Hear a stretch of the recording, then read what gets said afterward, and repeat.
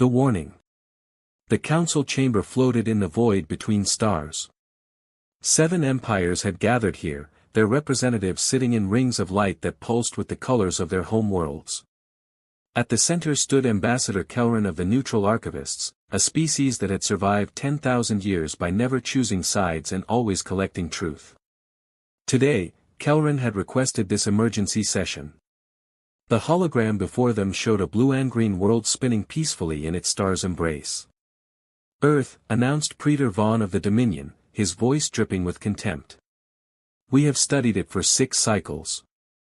A young species. Fractured into nearly 200 separate territories. Their fastest ships barely reach their own moon. They possess crude atomic weapons but lack energy shields. The Dominion proposes immediate annexation. We shall absorb their resources and conscript their labor. The vote will proceed. No. Kelrin's single word cut through the chamber like a blade. Silence fell. Neutral archivists never objected to anything. They observed. They recorded. They did not interfere. Vaughn's scaled face twisted in confusion.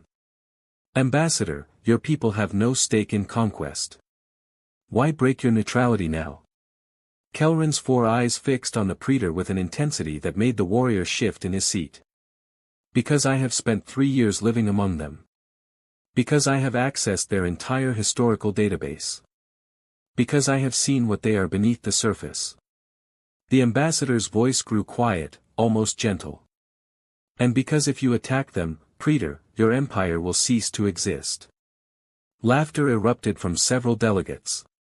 Vaughn's mandibles clicked in amusement.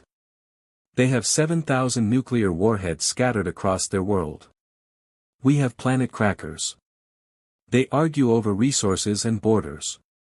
We command fleets that have conquered 40 systems. You speak nonsense, Ambassador. Do I? Kelrin manipulated the hologram. Earth vanished, replaced by a timeline stretching back thousands of years. Let me tell you what I learned about humans. They have been killing each other for their entire recorded history. Every generation. Every century. Without pause. That proves they are weak and divided, Vaughn said. No. Kelrin's voice hardened. It proves they are very, very good at it. The timeline zoomed in. The Mongol conquest, they killed 40 million of each other using only horses and arrows. The 30 Years' War, they reduced their population by 30% fighting over ideas. World War I, 20 million dead in 4 years. World War II, 85 million dead in 6 years, and they invented weapons that could boil cities in seconds. Ancient history, scoffed Commander Thex of the hegemony. We all had violent pasts. Not like this. Kelrin changed the display again. Every species in this chamber developed space travel first, then turned their weapons outward. Humans did it backward. They reached the stars while aiming those city-boiling weapons at themselves. For 50 years, 2 human factions held enough nuclear warheads to make their world uninhabitable 10 times over. And do you know what they did during that time? No one answered. They prepared. They built bunkers and contingency plans. They created war games and simulations. They trained every generation in survival tactics. They made movies and books and songs about the end of their world, not as tragedy, but as instruction manual. They looked at extinction and said, if it comes, we will learn how to fight it. Kelrin paused, letting the word settle. Humans do not have one military. They have hundreds, each one practicing against the others. Every year, they run exercises where they pretend to invade themselves. They have fighter pilots who train by dogfighting their own comrades. They have soldiers who spend months in their own wilderness learning to survive on nothing. They study every battle they have ever fought and teach the lessons to their children. So they are militaristic, Vaughn said, waving a claw dismissively. This changes nothing. You still don't understand. Kelrin's voice dropped to almost a whisper. I watched their entertainment. They have a genre called post-apocalyptic fiction. Do you know what that is? Stories about after their civilization falls. And in these stories, humans don't give up. They rebuild. They fight in the ruins. They form new societies from the ashes. They have imagined their own extinction so many times that they have contingency plans for the contingency plans. The ambassador brought up new images: submarines lurking in Earth's oceans, missiles hidden in silos, satellites bristling with sensors. They cannot even trust each other, so they have created systems where no single human can end their world. Every weapon requires multiple people to agree. Every defense requires constant verification. They have turned paranoia into protocol and suspicion into survival. This is all very dramatic, Vaughn said, standing. But it does not change the mathematics. We have superior technology, superior numbers, and superior. You have never fought anyone like them. Kelren's 4 eyes blazed. I accessed their military archives. Do you know what I found? Doctrine. Human warfare doctrine. And do you know what their doctrine says about responding to invasion? The chamber waited. Escalate until the enemy cannot continue existing. Not until victory. Not until surrender. Until the enemy no longer has the capacity to threaten them. Kelren let that sink in. Humans have a saying: you can't reason with a bear, but you can make sure it never comes back. They will not fight you to win, Preetor. They will fight you so that you cannot fight anyone ever again. Vaughn laughed, but it sounded forced. You expect us to fear threats from a species that cannot even reach the next star? No, Kelren said softly. I expect you to fear a species that has survived this long by making sure their enemies regret ever finding them. The calculation. Kelren was not finished. The ambassador pulled up a new display, a simple graph showing Earth's technological progression over the last century. Look at this curve, Kelren said. Humans went from their first powered flight to walking on their moon in 66 years. In that same period, they went from simple firearms to weapons that manipulate matter at the atomic level. They invented computing, genetic engineering, and artificial intelligence, all while preparing to annihilate themselves. Rapid advancement means nothing if they lack time, Vaughn argued, but his voice had lost some of its certainty. Time. Kelren's laugh was bitter. Let me tell you about human time perception. They measure their lives in decades, but they think in generations. Every human government maintains continuity plans that extend 100 years forward.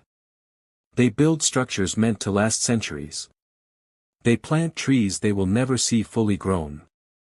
They are a young species with the patience of ancient ones.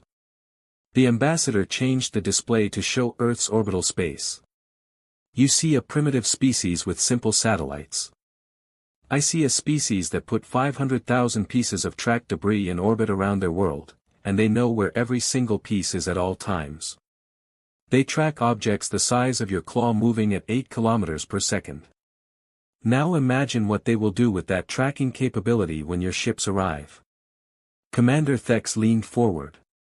You suggest they could weaponize this? I don't suggest, I know. I accessed their speculative military research. Humans have already designed weapons they cannot yet build. Rail guns that use magnetic acceleration. Laser arrays powered by their star. Kinetic bombardment systems using simple metal rods dropped from orbit. They have imagined 100 ways to kill in space, and they are only waiting for the excuse to build them. Kelren pulled up another file. But technology is not what should frighten you. Let me tell you about human psychology. I lived among them. I spoke with their soldiers, their leaders, their ordinary citizens. And I learned something that does not appear in any database. The council waited. Humans are terrified of each other. Every nation on that world knows that their neighbors could destroy them. They have lived under this fear for generations. So they have developed something unique, a collective trauma that makes them extremely good at worst-case planning. Kelren's voice grew intense. When I asked a human general what his species would do if aliens invaded, do you know what he said? Silence. He said, "We would stop fighting each other and start fighting you. And we wouldn't stop until you wished you had never discovered us." Kelran paused.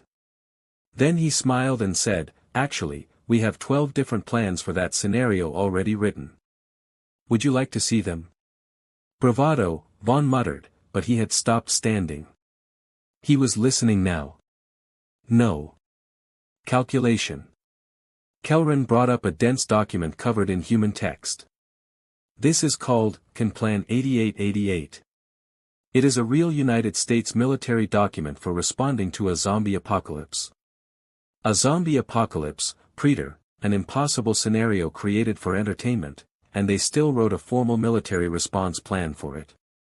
It covers everything from chain of command to resource allocation to rules of engagement. The ambassador let that information settle before continuing.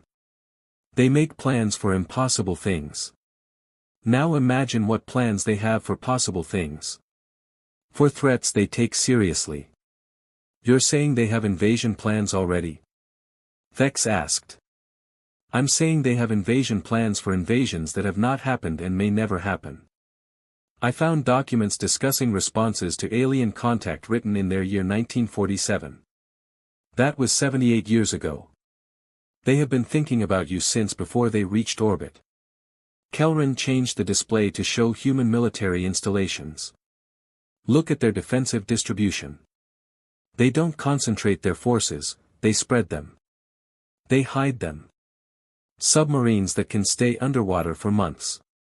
Mobile missile launchers that never stay in one location. Command centers buried deep underground. They have built their entire defensive strategy on the assumption that the first strike will be devastating, and they need to ensure they can still retaliate afterward. Mutually assured destruction, Vex said. We know this concept. You know it as theory. They live it as reality. Every day. For their entire modern existence. Kelran's voice grew quiet again. Do you understand what that does to a species? They have spent 80 years living one mistake away from extinction. They have internalized the logic of annihilation. It is not a deterrent to them anymore, it is simply how they think. The ambassador brought up images of human cities. You plan to conquer these? Let me tell you what will happen. You will arrive in orbit. You will demand surrender. And some nations will want to comply. But others will refuse. And the moment one nation launches one weapon at your fleet, they will all launch everything. We can destroy their launch sites, Vaughn said. Can you destroy them all simultaneously? Every submarine. Every hidden silo. Every mobile launcher. Every bomber already in the air. Kelran shook their head. Humans have designed their arsenal specifically so that no enemy can eliminate them in a first strike. You would need to glass the entire planet instantly, and even then, you would miss the submarines. Then we will glass the planet, Vaughn said coldly.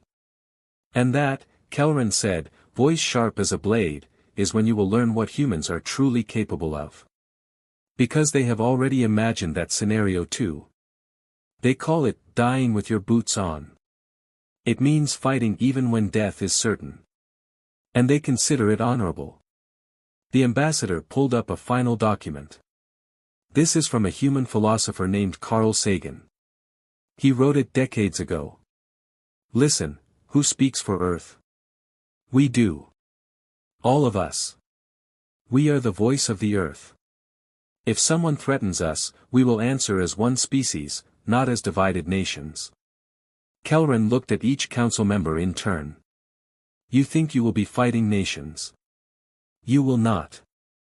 The moment you attack, you will be fighting humanity. All of them. Every faction will forget their differences and remember only that you are the outsiders. The threats. The ones who came to take their world. Surely you exaggerate, Vex said, but uncertainty crept into his voice. Do I? Kelran brought up historical images. These are from World War II. Humans fought each other brutally for 6 years. Then, when it ended, do you know what they did? The winners helped the losers rebuild. They turned enemies into allies within a generation. Because humans understand something that you do not, that yesterday's enemy might be tomorrow's friend, but the outsider is always the outsider. The ambassador closed the displays. You want to conquer Earth because it seems easy. Because they seem divided. Because they lack your technology. But that is like seeing a nest of hornets and thinking, they are so small. They cannot hurt me. You are not wrong. One hornet cannot hurt you. But you are not fighting one hornet. You are kicking the entire nest. We are still stronger, Vaughn insisted, but the words sounded hollow now. Perhaps, Kelran said. Perhaps you will win the war. Perhaps you will conquer Earth. But answer me this, Praetor, what happens after? Vaughn frowned. We occupy. We extract resources. We conscript labor. No. Kelran's voice was hard. You fight insurgencies. Forever. Because humans do not accept occupation. I read their history. Every empire that conquered them faced rebellion. Every occupier eventually left or was destroyed. Humans invented guerrilla warfare. They perfected it. They have a saying, you can occupy our land, but you cannot occupy our minds. The ambassador leaned forward. So you will station troops on Earth. And humans will smile at your soldiers during the day and sabotage your equipment at night. They will pretend to cooperate while secretly building weapons. They will wait years if necessary. Decades. Generations. They will teach their children to resist. They will hide knowledge and technology in plans. And one day, when you have grown comfortable, when you think you have tamed them, they will strike. Kelran's 4 eyes blazed. And they will not fight to free themselves. They will fight to make sure you never threaten anyone again. The choice. The council chamber was silent. Even Praetor Vaughn had stopped objecting. He sat in his ring of light, mandibles working silently as he processed everything he had heard. Finally, Ambassador Kelran spoke again, voice gentle now. I know what you are all thinking. You are thinking that I have been compromised. That I have lived among humans too long and begun to sympathize with them. Perhaps you are right. But everything I have told you is verified. The data is in your systems. Check it yourselves. The ambassador pulled up one last image, a human child looking up at the stars. Let me tell you what truly frightens me about humans. It is not their weapons or their plans or their history of violence. It is their optimism. Optimism? Vex sounded confused. Yes. Despite everything they have done to each other, despite living under the threat of extinction, despite their wars and weapons and trauma, they still look at the stars with wonder. They still believe they will reach them. They still think they will find friends out here. Kelran's voice softened. They have a concept called First Contact Protocol. It is a plan for meeting aliens peacefully. They have scientists and diplomats trained specifically to communicate with species they have never met. They have messages of greeting attached to their space probes. They broadcast radio signals hoping someone friendly will hear them. The ambassador turned to face Vaughn directly. So here is what will happen if you attack them, Praetor. You will not just be fighting their militaries. You will be killing their dream. You will be teaching a young species that the universe is hostile and violent and that the only way to survive is to strike first. So imagine what humans become if you teach them that lesson. Right now, they fight each other but dream of peace. They build weapons but hope they never use them. They prepare for war but work toward cooperation. They are balanced on a knife's edge between their violent past and a peaceful future.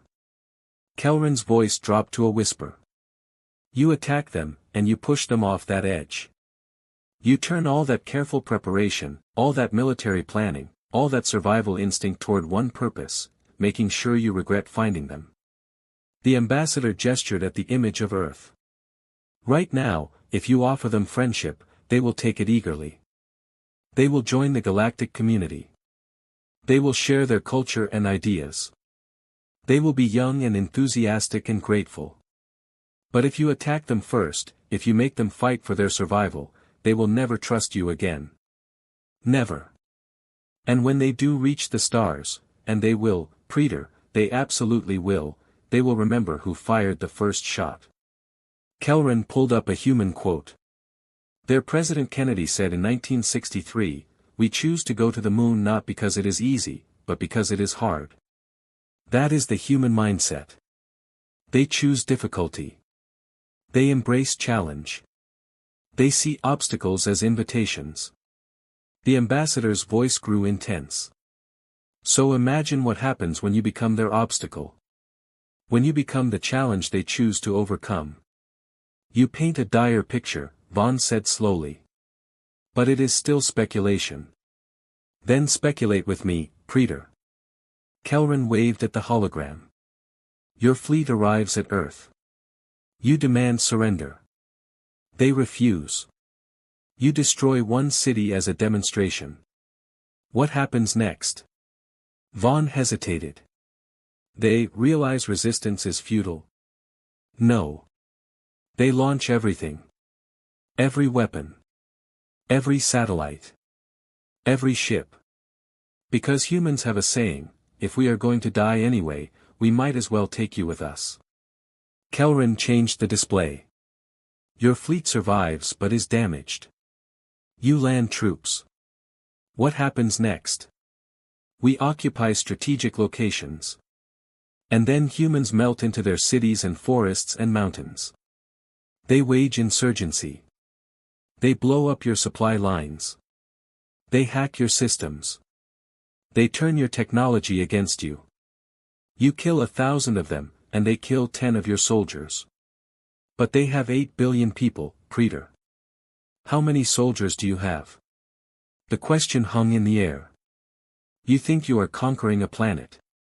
You are invading a hornet's nest defended by 8 billion hornets who would rather die than submit. Kelran's voice was relentless now. And every day you occupy Earth, they are learning from you. Studying your technology. Reverse engineering your weapons. Adapting your tactics. Because that is what humans do, they learn and they adapt and they never stop trying. The ambassador brought up one final image, a human fighter jet next to a Wright brothers aircraft. 66 years, Praetor. From this to this. Now imagine what they will do with your technology in 66 years. In a century. In 2 centuries. We could simply destroy them, Vaughn said quietly. Glass the planet and be done with it. You could, Kelran agreed. And perhaps you should. Perhaps extinction is the only way to be safe from them. But answer me this, what message does that send to every other species in the galaxy? That the Dominion destroys civilizations rather than face them? That you are so frightened of a species with primitive rockets that you must annihilate them entirely? The ambassador's voice grew soft. You came here to vote on conquest. But that is not really the choice before you. The real choice is this, do you want humans as friends or enemies? Because they will remember your answer forever. Kelran pulled up a final human quote, this one from a soldier, forgiveness is divine, but never pay full price for late pizza. Several council members looked confused. Kelran smiled slightly. Humans have a strange sense of humor. But underneath it is a simple truth, they value reciprocity. Treat them well, and they will treat you well. Betray them, and they will never forget. The ambassador closed all the displays. I have said my piece. The choice is yours, Council. But know this, if you choose to attack Earth, you will be starting a war that might not end in your lifetimes. Or your children's lifetimes. Because humans do not think in years or decades. They think in generations. They will wait. They will prepare. And one day, they will come for you. Praetor Vaughn sat in silence for a long moment. Finally, he spoke. What do you propose instead, Ambassador? Contact them openly. Offer trade and cultural exchange. Show them the galaxy is not hostile. Give them reason to trust you. Kelren's voice was earnest. They are a young species standing at a crossroads. You can be the hand that guides them toward peace, or the enemy that pushes them toward war. Choose wisely. The vote was called. One by one, the empires chose. The Dominion voted to postpone invasion pending further study. As the council dispersed, Vaughn approached Kelren. You truly believe they would fight to extinction rather than submit? I don't believe it, Praetor, Kelren said quietly. I know it. Because I asked them. And every single human I spoke with, soldiers, civilians, children, gave me the same answer: they would rather die free than live in chains. The ambassador looked at the image of Earth still floating between them. So yes. If you attack them, they will fight until you are gone or they are extinct. Because that is what 8 billion years of evolution has taught them to do. Survive. No matter the cost. Vaughn stared at the blue-green world for a long time. Finally, he spoke. Then we will not attack. But not because we fear them. Because we are not fools. That, Kelren said with something like relief, is the wisest thing you have said all day. The council ended. Earth continued spinning peacefully in its orbit, unaware how close it had come to annihilation. And in the archives, Ambassador Kelren filed one final report, recommendation: approach humanity with respect. They are dangerous not because they are strong, but because they refuse to accept that strength matters more than will. In a universe of empires built on power, they are the species that will fight impossible odds simply because they believe they should. This makes them the most dangerous species we have ever encountered. Or potentially the most valuable allies. The report concluded with a human phrase Kelren had learned to appreciate: don't start nothing, won't be nothing. The ambassador hoped the galaxy would listen.